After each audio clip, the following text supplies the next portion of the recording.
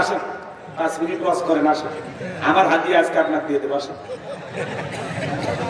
এগুলো হলো বেয়াদবি, ঠিক আছে? যেহেতু সব তুলে আপনাকে দেওয়া লাগবে, আমার দাওয়াত দেন, আমি কি পা ধরছি আপনার? আপনি দাওয়াত না দিলে আমার দিন যাবে না। আচ্ছা, এগুলো বলবেন না, এগুলো বলা কি বেয়াদবি। কারণ আপনারা দাওয়াত দিয়েছেন, আমি আপনাদের মেহমান না। মেহমান আসলে বাসায় কি বলেন? এই বেটা খাওয়ার জন্য কেন আসছিস, তাই বলেন। দাওয়াত দিয়ে অপমান করা যাবে না, ঠিক আছে? ভালো হয়ে যাবে। আল্লাহ আপনাদের হেদায়েত দান করুন। জোরে কোন আমিন। 5টা টাকা দেবেন না, আবার বড় বড় কথা। ও চাচা দিছে কিনা আল্লাহই জানে। ভুল করছে না, ভুল তো মানুষেরই হয়, কিন্তু ভুল করে কি করবেন? 5টা তো জায়গা মতো গেছে, ওই কি আর ফিরে যাবে? এটাই হলো নিয়ম। মানে ঝুট করে একটা দেখা কথা ভুল হয়। এটা কবার আগে ওজন করা লাগবে যে আমার এই কথাটা যাচ্ছে কোথায়, তাই না? হ্যাঁ, সব তুলে হুজুরকে দেবেন। ভাই যা তুলছে দিয়ে দেবেন, 1 টাকা যেন মাদ্রাসা না থাকে। আপনার 5 অনেক টাকাও দেবেন, যা আছে সব আমারে দেবেন। ওই যে মুরগির কথা আমল করলেন কিন্তু, হ্যাঁ সব আমারে দেবেন, যা পাইছেন সব আমারে দেবেন, ঠিক আছে? আচ্ছা বাজান, আমার একটা মাদ্রাসা আছে, কথা কি বুঝতে পারতেছেন? এই যে আপনারা যে দেন, এগুলো কি আমি একাই খাই? আমারও মাদ্রাসা আছে, 70 জন বাচ্চা কাচ্চা পড়াশোনা করে। এর মধ্যে 24 জন ইয়েতিম, গরিব, অসহায়, যাদের থাকা, খাওয়া, চিকিৎসা, পোশাক সম্পূর্ণ ফ্রি। ওদেরকে বলছি বাবা বড় হলে যদি বউ না পাস, বিয়েটাও ফ্রি করাই দেবো। কথা কি বুঝতে পারতেছেন? এইরকম সুযোগ সুবিধা আমি দেই ওদেরকে। বলছি এখান থেকে হাফেজ হওয়ার পরে ওদেরকে আমি কিতাবখানায় পড়াশোনা করার জন্য যা যা লাগে আমি দেবো, ইনশাআল্লাহ। এই জন্য আমাদের জন্য দোয়া করবেন। আমরা যে টাকাগুলো পাই এগুলো ভালো কাজে ব্যয় করবো। আলেমদের কাছে টাকা গেলে কি মদের বার করবে? বলেন না কেন?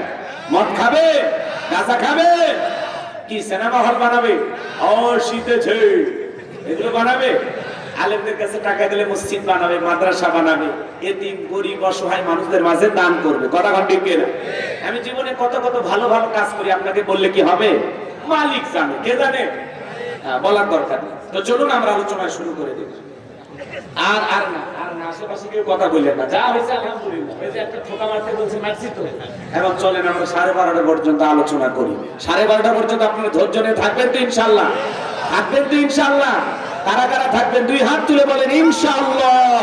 আর একটু জোরে বলেন ইনশাআল্লাহ। আল্লাহ আপনাদের কবুল করুন, জোরে বলেন আমিন। এই যে হাত তুলে ওয়াদা দিয়েছেন, ওয়াদা যেন ঠিক থাকে। আপনারা ভুল করেছেন মনে হয়, বক্তা চালাকি করেছে, আপনারা চালাকি করতে পারেন। 12:30 কেন বললেন? আচ্ছা থাক ঠিক আছে, ওগুলো পরে দেখা যাবে। বোনাস টাইপটা আছে ইনশাআল্লাহ। আর কথা না বাড়ায় চলুন, অনেক সময় কথা বলবো। পবিত্র কোরআনুল কারীমের 66 নম্বর সূরা। সূরার নাম কি? মুলক। বলেন কি নাম? মুলক। মুলক মানে কি জানেন? সার্বভৌমত্ব, কর্তৃত্ব, রাজত্ব, পাওয়ার, ক্ষমতা। আল্লাহু আকবার বলেন। ক্ষমতার মালিক কে? আল্লাহ। হ্যাঁ, এই বিষয়ে একটু আলোচনা হওয়ার দরকার আছে না? হ্যাঁ, জি, যুগের প্রেক্ষাপটে আলোচনা করা লাগে। একটু অপেক্ষা করেন, সামনে গেলে মজা পাবেন। যুবক যারা আসছে বাবা, নিরাশ হয় না। তোমরাও যুবক, আমিও যুবক। তোমাদের মনের দুঃখটাকে আমি বুঝি। তোমাদের জন্য স্পেশাল কিছু আলোচনা মাথার মেমোরিতে সেভ করা আছে, সময় মতো ডাউনলোড দিয়ে শোনায় দিব। ওইটা হয়তো 1 ঘন্টা 2 মিনিট পরে শুরু হতে পারে। মা বোন যারা আছেন, মা আপনারা অস্থির হবেন না। আপনাদের আলোচনা হয়তো 1 ঘন্টা 32 মিনিট পরে শুরু হবে। অতএব আগে শুরু করতে দেয়। সূরার নাম কি বললাম? একটু জোরে বলেন। সূরা মুলক। মোট আয়াত আছে 30টি, রুকু আছে 2টি। বিশ্ব নবীর মক্কার জিন্দেগিতে আল্লাহ তাআলা এই সূরাটি নাজিল করেছেন। আমি আপনাদের সামনে 2টি আয়াতে কারিমা তেলাওয়াত করেছি। 1 নাম্বার আয়াতের আলোচনা হলো গরম, আর 2 নাম্বার আয়াতের আলোচনা নরম। বেশি গরম করে ছাড়ে দিলে অঘটন ঘটতে পারে, এজন্য ঠান্ডা করার ব্যবস্থা আছে। কথা বলেন, কথা কি বোঝেন? ভাষা বুঝতে কষ্ট হয় না তো ইনশাআল্লাহ? একটা তাকবীর দেন, লিল্লাহি তাকবীর। জবান ছেড়ে সবাই একটু মহব্বতে আমার সঙ্গে তেলাওয়াত করুন। আউযু বিল্লাহি মিনাশ শাইতানির রাজীম। বিসমিল্লাহির রাহমানির রাহিম। বিতাড়িত মোরতাদ শয়তানের কাছ থেকে আল্লাহ পাকের কাছে আশ্রয় প্রার্থনা চাচ্ছি। পরম করুণাময় দয়ালু আল্লাহ তাআলার নামে শুরু করছি। আমার আল্লাহ রাব্বুল আলামিন বলেন, তাবারাকাল্লাযী বিয়াদিহিল মুলকু ওয়া হুয়া আলা কুল্লি শাইইন কাদির।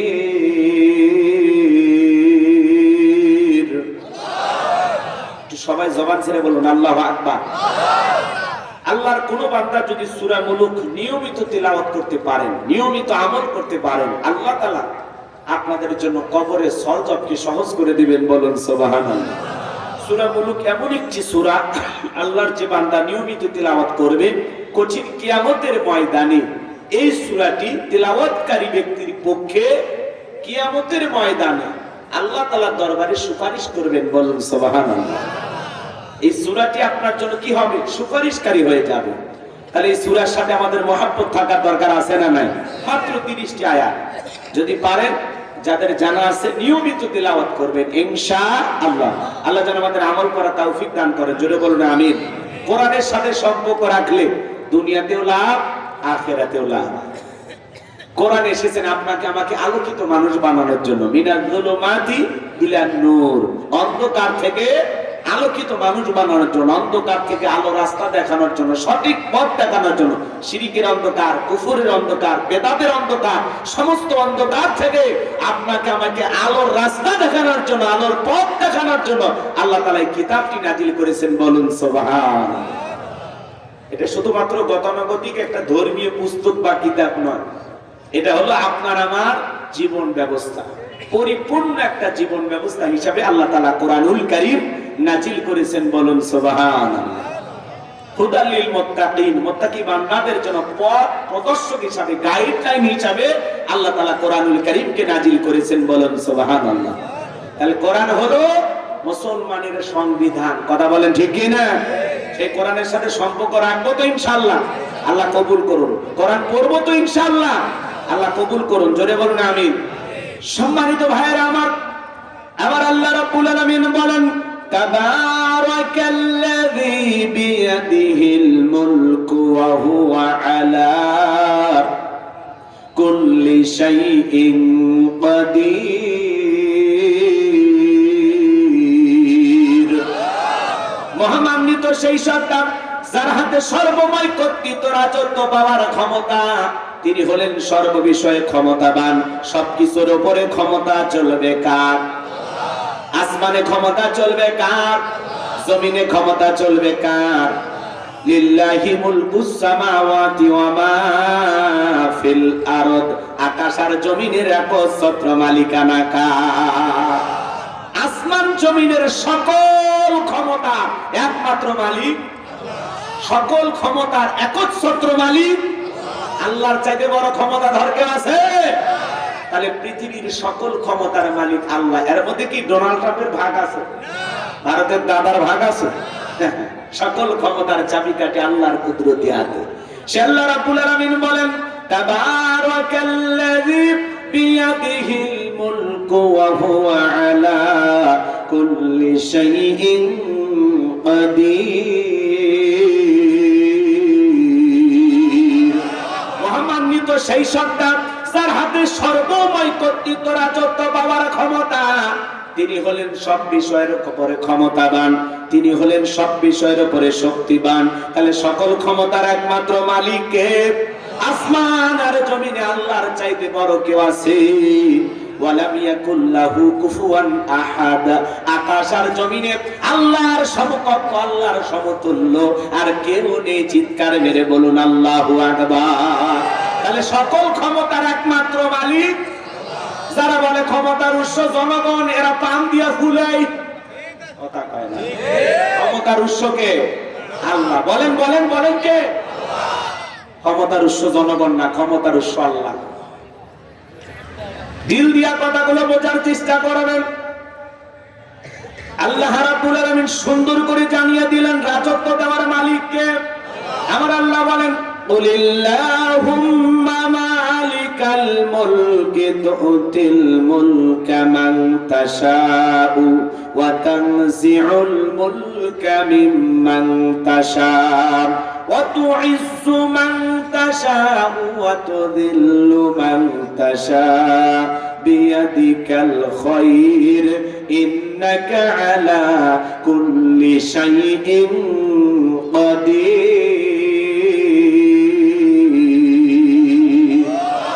সূরা আলে ইমরানের 26 নম্বর আয়াত আল্লাহ রাব্বুল আলামিন জানিয়ে দিলেন, রাজত্ব দেওয়ার মালিক আমি আল্লাহ, ক্ষমতার চেয়ারে বসানোর মালিক কে? জোরে বলেন। আচ্ছা, ভয় পাচ্ছেন? আমি বলছি না, একটু অপেক্ষা করেন, সামনে গেলে মজা পাবেন। একটু গোছায়েন, লিখেছেন তাফসীরুল কোরআন মাহফিল, একটু বোঝার দরকার আছে না নাই? ক্ষমতা দেওয়ার মালিক আল্লাহ। ক্ষমতার চেয়ারে বসাইলে যে লোকটাকে সম্মান দেওয়া হলো এমনটা নয়। ক্ষমতার সম্মান দুটো ভিন্ন জিনিস। কথা কয় না? এই পৃথিবীর জমিনে অনেক মানুষকে ক্ষমতার চেয়ারে বসাইয়াও জুতার বাড়ি খাওয়ায়া চেয়ার থেকে বিদায় করছেন কে? আল্লাহ। নমরুদকে ক্ষমতার চেয়ারে বসাইয়া জুতার বাড়ি খাওয়ায়া বিদায় করছে কে? আল্লাহ। দেখলেন না শ্রীলঙ্কার দিকে জনগণের উপরে জুলুম করার কারণে জনগণ অতিষ্ঠ হয়ে নেতাকে বাগে পাইয়া কাপড় খুলে ক্ষমতার চেয়ার থেকে নামাইছে। বাকি ভালো সেদিন হাফ প্যান্ট পরা ছিল। কথা কর না কেন? এজন্য জুলুম করতে না। এই আস্তে নাম মহিলা মানুষ না, মায়ের জাতি, সম্মান দিয়ে কথা বলা লাগবে। বোঝেন, আমাকে আমার লাইন মতো জবাব দেয়, কি কই খালি শোনে, বাকি থাকলে পরে বলবেন। রাগ করতেছেন নাকি আপনারা? তাহলে ক্ষমতার চেয়ারে বসানোর মালিক কে? কাউকে ক্ষমতা দিয়ে আল্লাহ তাআলা সম্মানিত করেন, আবার কাউকে ক্ষমতা দিয়েও লাঞ্ছিত করেন। এই পৃথিবীর ভূখণ্ডে অনেক মানুষকে ক্ষমতার চেয়ারে বসাইয়াও আল্লাহ কি করছে? অপমানিত করেছে, সাইজ করেছে। কথা কোন ঠিক কিনা?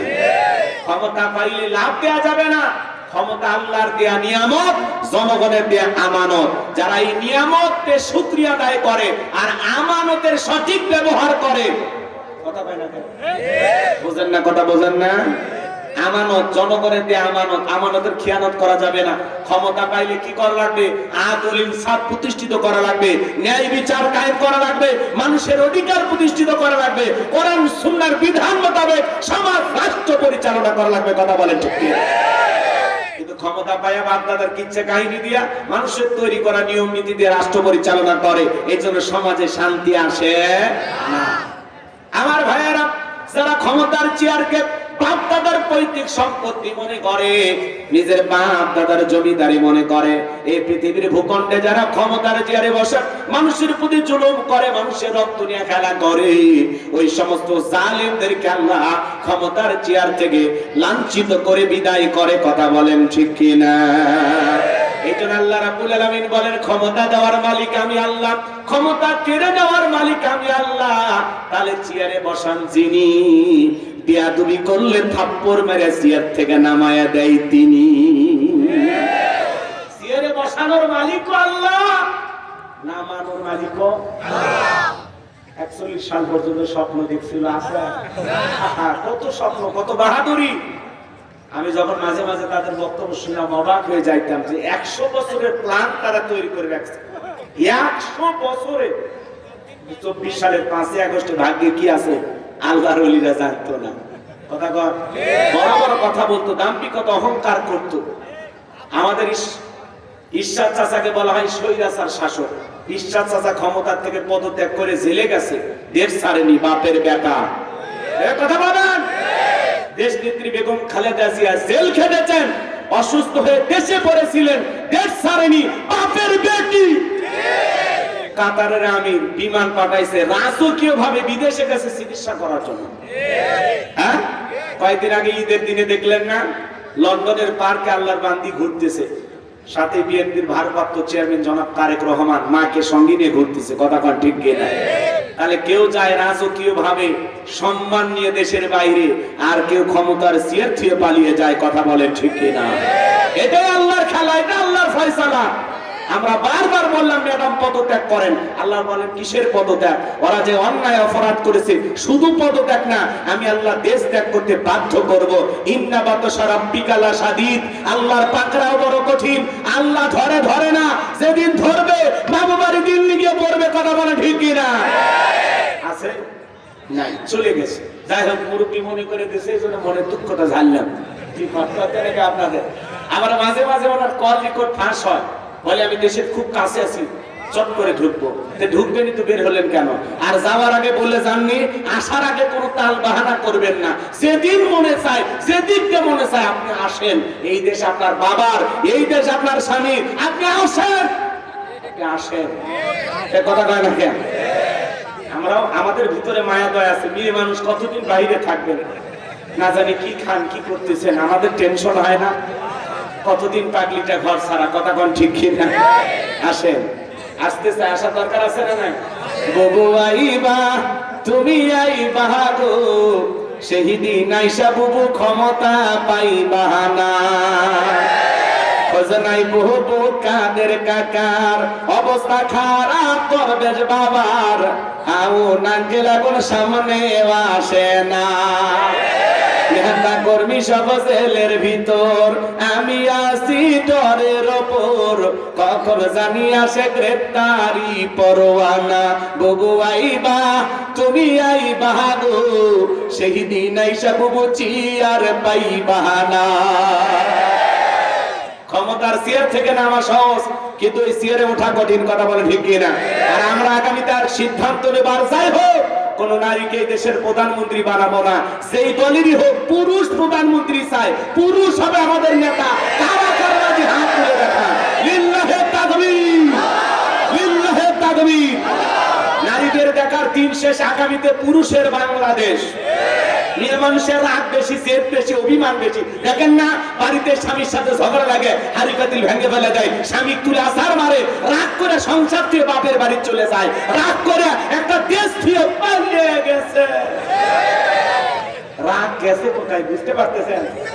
পুরুষ দরকার। এই যে ডক্টর ইউনূস সাহেব আমাদের প্রধান উপদেষ্টা বর্তমান, দেখলেন না ব্যাংককে, আহা নদীর পাশে, কথা কয় দেখেন, নদীর পাশেই বসে আছে। মোদির পিছনে সিকিউরিটি আছে, নিরাপত্তা কর্মী আছে, আর ডক্টর ইউনূস সাহেব একাই 100, একাই চেয়ারে বসে আছে। মোদি সাহেব যখন ডক্টর ইউনূস সাহেব ভিতরে প্রবেশ করেছেন, যেখানে তাদের বৈঠক হবে, এই ভরা মজলিসে সমস্ত মানুষ ডক্টর ইউনূসকে সম্মান প্রদর্শন করে নরেন্দ্র মোদি সহ সবাই দাঁড়িয়ে গেছে। আল্লাহু আকবার বলেন। কি মানুষ! নোবেল বিজয়ী ডক্টর ইউনূস। আমরা যখন কিছু প্রশংসা করি, অনেকে বলে হুজুর আপনারা তো সুদের ওয়াজ ভুলে গেছেন। হ্যাঁ, ভালোকে ভালো বলতে হবে, কথা বলেন ঠিক কিনা? আমার বাপও যদি সুদ খায় ওটা হারাম, আমি গোলাম রব্বানী খাইলেও হারাম, ডক্টর ইউনূসও যদি খায় ওটা হারাম। এই কথা বল না কেন? আমরা কি সুদের ওয়াজ ভুলে গেছি? অবশ্যই ওয়াজ করি, কিন্তু ডক্টর ইউনূস সাহেব বর্তমানে যা করতেছে, এটা বাংলাদেশের মানুষের জন্য খুবই কল্যাণকর। কথা বলে ঠিক কিনা? পুরো পৃথিবীর মানুষ ডক্টর ইউনূসকে সম্মান করে। ব্যাংককে তিনি যখন প্রথম পৌঁছে গেছেন, ফুলের মালা দিয়ে তাকে শুভেচ্ছা জানানো হয়েছে। চীন সফরে দেখেছেন, লাল গালিচার শুভেচ্ছা দিয়া তাকে গ্রহণ করা হয়েছে। কথা বলে ঠিক কিনা? কিভাবে সম্মান, পুরো পৃথিবীর সম্মান দিচ্ছে, পুরো পৃথিবী। ডক্টর ইউনূসের কারণে বাংলাদেশ অনেকটা এগিয়ে যাচ্ছে, আলহামদুলিল্লাহ বলেন। এই মানুষটাকে বাঁকা চোখে দেখার কোনো সুযোগ না। পুরুষ পুরুষ কি বলে, বাজারে আগুন আছে, বাজার ঠান্ডা, কারণ পুরুষের হাতে যে এখন ক্ষমতা। কথা বলেন, আগের মতো বেশি সমস্যা আমরা আছি নাই, আলহামদুলিল্লাহ। রমজানে কারেন্ট যায়, তারাবিতে কারেন্ট যায়, হ্যাঁ 6 রাকাত 8 রাকাত পরে মনের দুঃখে বাইরে আসা লাগে, আবার বিদ্যুৎ এলে দৌড়ে যা, আল্লাহু আকবার। আর এইবার একবারও বিদ্যুৎ যায়নি, কথা বলেন ঠিক কিনা? তারাবিতেও যায়নি, সিয়ারিতেও যায়নি, শান্তি শান্তি শান্তি, আলহামদুলিল্লাহ। আর আলু সেই পরিমাণে হয়েছে জমি, মানে আল্লাহ ঢালিয়ে দিছে। হ্যাঁ, আলু 20 টাকা, আর ওরা খাওয়াইছে 70 টাকা। তার মানে কি, পুরুষ সমাজের অভিভাবক হইলে কল্যাণ আছে না নাই, বরকত আছে না নাই? ডক্টর ইউনূসের জন্য দোয়া করবেন। নরেন্দ্র মোদি পাশে বসা বলতেছে, আপনি ভারতের সাথে যতগুলো চুক্তি করতে চান, যা যা চান, আপনার কথাই শেষ কথা। আল্লাহু আকবার বলেন। হ্যাঁ, নরেন্দ্র মোদির মতো মানুষ মুখ শুকিয়ে গেছে, ডক্টর ইউনূসের দেখে মুখ শুকিয়ে গেছে, কলিজার পানি নেন। কার কাছে বসে আছি? বাঘের বাচ্চা। বাংলাদেশ থেকে গেছে কে? ডক্টর ইউনূস মানে কি? বাঘের বাচ্চা। আল্লাহু আকবার। হ্যাঁ, আল্লাহ সম্মান দিয়েছে। যেই মানুষটাকে টুপ করে সেতুর থেকে ফেলে দিবি, আজকে সেই মানুষ টুপ করে চেয়ারে বসে আছে। কথা কন, কে বসায়? আমার কথা কি বুঝতেছেন? তাহলে ক্ষমতা দেওয়ার মালিক ডক্টর ইউনূস যে বর্তমানে আমাদের প্রধান উপদেষ্টা, ক্ষমতা দিয়েছেন কে? আর ডক্টর ইউনূসকে পুরো বাংলাদেশের 20 কোটি মানুষ সমর্থন দিয়েছে। আমরা চাই আগামী আরো 5 বছর ডক্টর ইউনূস সুন্দর করে দেশটা পরিচালনা করুক, আরো বাংলাদেশকে এগিয়ে নিয়ে যায়। কথা বলে ঠিক না? লাল সবুজের পতাকা তার হাতেই মানায়। কি চমৎকার মানুষ! কথা বলে না? অনেকে অনেক কথা বলতেছেন, আমরা বলতেছি এই মুরব্বী মানুষটা আরো কিছুদিন থাক। কথা কন, থাকার দরকার আছে না নাই? একটা লাইন মতো দেশটাকে নিয়ে যায় সুন্দর করে গোছাইয়া সাজাইয়া দিয়া আপনাদের হাতে তুলে দিয়ে যাবে, সমস্যা নেই। এই লোকটাকে বাধা দেবেন না। কথা কন, যেভাবে এগিয়ে যাচ্ছেন আর পুরো পৃথিবীর বিশ্বের বড় বড় লিডাররা সালাম দেয়, সম্মান প্রদর্শন করে। চীনের প্রেসিডেন্ট বলেন, আমেরিকার প্রেসিডেন্ট বলেন, পুরো পৃথিবীর বড় বড় লিডাররা এই মানুষটাকে চেনে। কথা বলে না? এমন একজন মানুষ আমাদের প্রধান উপদেষ্টা। কষ্ট হয়? দোয়া করবেন তো ইনশাআল্লাহ। তাহলে বলেন, ক্ষমতা দেওয়ার মালিককে, কেড়ে নেওয়ার মালিককে, অতুইজ্জু মান তাশা ওয়া তুযিল্লু মান তাশা, সম্মান দেওয়ার মালিককে, লাঞ্ছিত করার মালিককে, বিয়াদিকাল খায়র, সকল কল্যাণের চাবিকাঠি কার হাতে?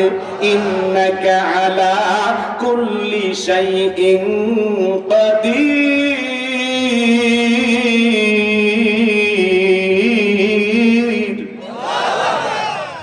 সকল ক্ষমতার একমাত্র মালিক তিনি হলেন সব বিষয়ের উপর ক্ষমতাবান।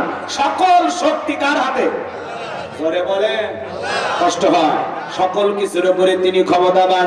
দিল দিয়া কথাগুলো বোঝার চেষ্টা করবেন। পুরো পৃথিবীর ক্ষমতা আল্লাহ তাআলা 4 জন মানুষকে দিয়েছিলেন। পুরো পৃথিবীর ক্ষমতা দূরের কথা, ছোটখাটো পাতি নেতার গরম এলাকায় থাকা যায় না। কথা বলেন না কেন? পাতি নেতা মানে বোঝেন না? কয় আমারে চিনিস, আমি অমুক দলের অমুক লিডার, তার আপন খালাতো মেয়ে তার ছোট মেয়ে বিয়ে করেছি। কি হাইব্রিড পরিচয় আছে না নাই? এ বাজান গো, আমার বিশ্ব নবীর জামানায় এরকম একটা পাতি নেতা ছিল, যারা ছিল গোত্রীয় লিডার, দলপতি, মুরল, মন্ডল মাতাব্বর বলা হয়। এরকম একটা গোত্রীয় লিডার, এর নাম ছিল মহাবীর আমর। বিশ্ব নবী যখন হিজরত করে মদিনায় চলে গেছেন, নবী আমার মক্কার কাফেরদেরকে নিয়ে কোনো মাথা ব্যথা নাই, কিন্তু এই মক্কার মহাবীর আমর প্রতিমার সামনে দাঁড়ায়া লাঠুজ্জা দেবদেবী সরস্বতী রাধাকৃষ্ণ ভগবতী প্রতিমাগুলোর সামনে দাঁড়ায় বলতেছে, যতক্ষণ আব্দুল্লাহর বেটা মুহাম্মদ সাল্লাল্লাহু আলাইহি সাল্লামের দেহ থেকে কাল্লা না ফেলাইতে পারবো, ততক্ষণ পর্যন্ত আমি এক ফোঁটা পানিও পান করব না। জোরে কোন নাউযুবিল্লাহ। আমার নবীর কাল্লা কেন ফেলাইতে চাই? আমার নবী তো আর পাকা ধানে মই দিয়েছে। কথা বলেন ভাই, আওয়াজ দেবেন, আমি করবো, আপনারা দেবেন আওয়াজ, জবাব দিবেন ঠিক ঠিক। আলোচনা হবে কমপ্লিট, শ্রোতাদের স্ক্রিনে বারে বক্তার হিট, আলোচনা হবে জায়গা মতো ফিট। আগে বলতাম কিছু আছে প্যান্ডেলে, কিছু আছে অ্যাঙ্গেলে, এখন আর অ্যাঙ্গেলে না, যা বলবো সব ডাইরেক্ট। অ্যাঙ্গেলে বলার দিন শেষ, ডাইরেক্ট বলার বাংলাদেশ। কথা বলে ঠিক না? আর ওয়াদা দিয়েছেন, একটু অপেক্ষা করেন, 12:30 বাজতে মাজা সোজা করবেন। এর আগে উঠলে কিন্তু ওয়াদা ভঙ্গ করলে কি হয়? আমার বিশ্বাস নওকার মাটিতে কোনো মুনাফিকের জায়গা নাই। কথা কর, একটু লাইন মতো বুঝতে যাই, ভালো লাগবে ইনশাআল্লাহ।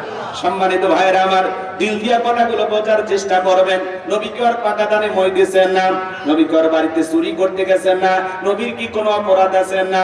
বিশ্ব নবীর কোনো অপরাধ নাই। নবী কালেমার দাওয়াতে ইসলামের প্রচার প্রসার করে, কাফের এটাই সহ্য করে না। ওরা বলে নবী এক আল্লাহর দাওয়াতে আমরা 33 কোটি দেবতা মানি, তাই শান্তি খুঁজে পাই না। এক আল্লাহকে মানলে সব সমস্যার সমাধান, এটা তারা বিশ্বাস করতে পারতো না। এই জন্য মক্কার মহাবীর আমর নবীর মাথা নেওয়ার ঘোষণা করে দল বল নিয়ে যখন মদিনার পথে রওনা করলেন, আল্লাহ তাআলা এই খবরটা বিশ্ব নবীর কানে পৌঁছায় দিলেন। নবী গো, মক্কার মহাবীর আমর আপনার মাথা নেওয়ার ঘোষণা করে রওনা করেছেন।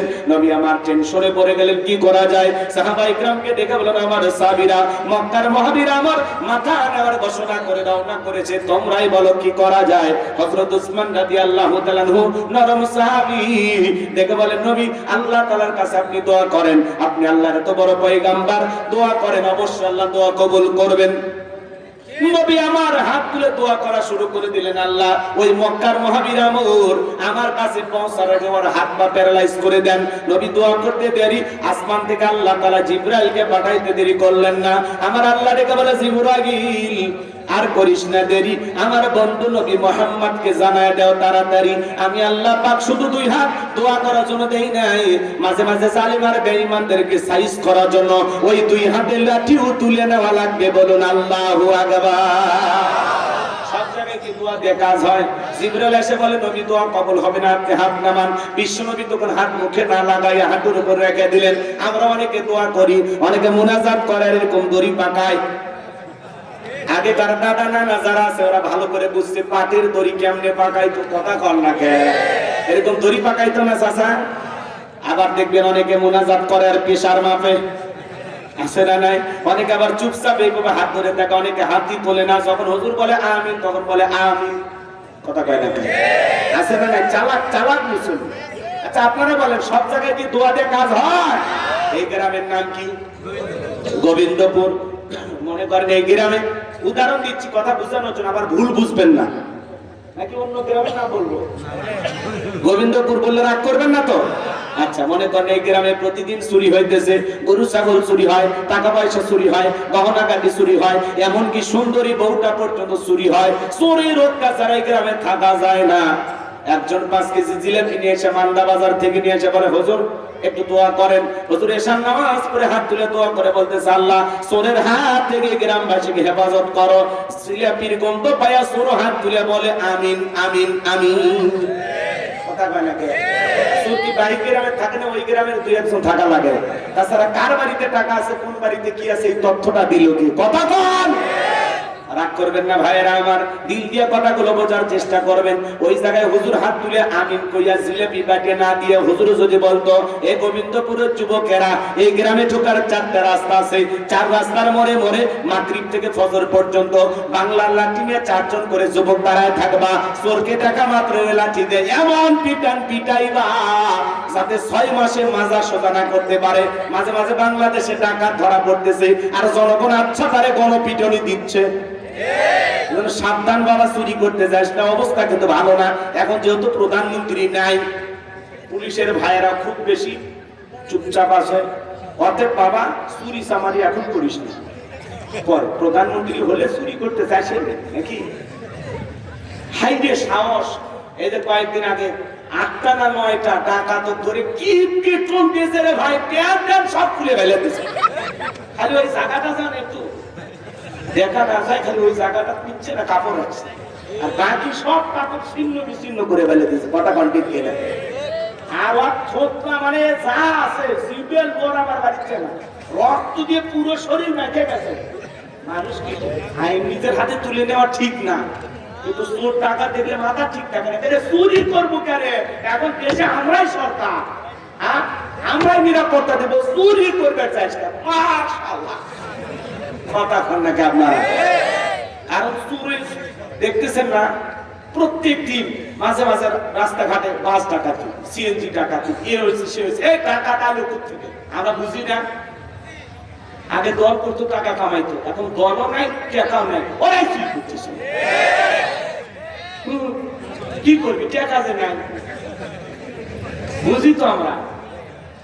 অতএব বাবা, হাত পা যদি রক্ষা করবে চাস, ভালো যদি থাকবে চাস, শরীরে রক্ত যদি না ঝরাবার চাস, চুরি ডাকাতি বন্ধ করে তওবা কর, সিল্লাত যা দোয়া কর। আল্লাহ ডাকাতের হেদায়েত দান করুক। জোরে কোন আমিন। কষ্ট পাচ্ছেন? রাগ করেন নাকি আপনারা? ভাইয়েরা আমার, মন খারাপ করবেন না। আমি গুনাহগার যে কথা বলতে চাচ্ছিলাম, দিল দিয়ে কথাগুলো বোঝার চেষ্টা করবেন।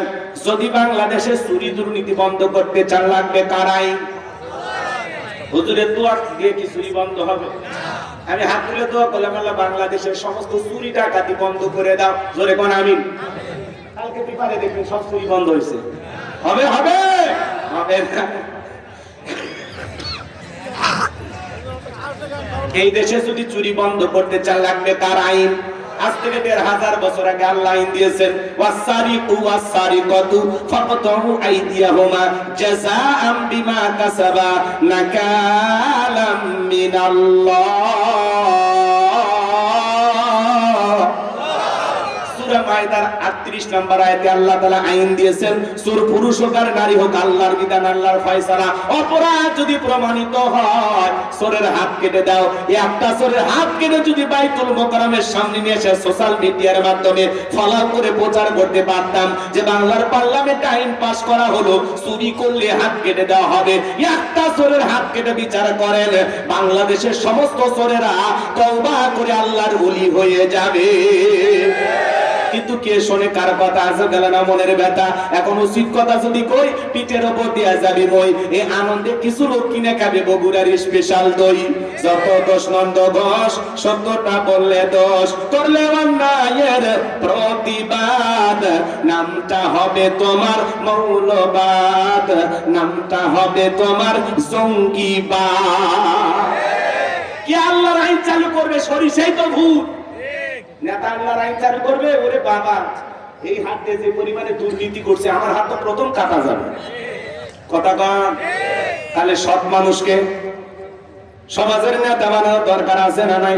সামনে গেলে কথা আরো বুঝতে পারবেন। বাজান গো আমার, এই জমিনে আল্লাহর আইন চালু হোক। কারা কারা চান একটু হাত তুলে দেখান। লিল্লাহে তাকবীর। আল্লাহর বিধানে শান্তি, আল্লাহর বিধানে মুক্তি। আল্লাহর আইন যতদিন চালু হবে না, লন্ডন আমেরিকার আইন দিয়ে ভারতের পানি পড়া দিয়া 56,000 বর্গ মাইলের 56 ইঞ্চি মাটিতেও কঠিন কালে কোন নেতা শান্তি প্রতিষ্ঠিত করতে পারবে না। এই দেশে চুরি, দুর্নীতি, খুন, টেন্ডারবাজি, ধর্ষণ বন্ধ করতে হলে আল্লাহর আইন চালু করা ছাড়া বিকল্প কোনো পদ্ধতি খোলা না। দিল দিয়ে